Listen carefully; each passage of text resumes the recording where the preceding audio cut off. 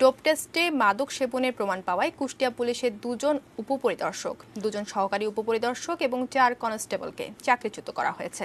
Kushtia police super কার্যালয় জানায়, গত বছরের মে মাস থেকে কয়েকজন পুলিশ সদস্যের ডোপ টেস্ট করানোর নির্দেশ দেন police super SM Tanvir Arafat. এর মধ্যে 9 জন মাদক সেবন করতেন বলে ধরা পড়ে। এদের মধ্যে একজন ট্রাফিক সার্জেন্ট। মাদক সেবনের বিষয়টি ধরা পড়লে তাৎক্ষণিক তাদের বিভিন্ন জেলায় বদলি করা হয়। এবার 8 জনকে চাকরিচ্যুত করা হলো। ট্রাফিক সার্জেন্ট সহ 2 জনের বিষয়ে তদন্ত চলছে।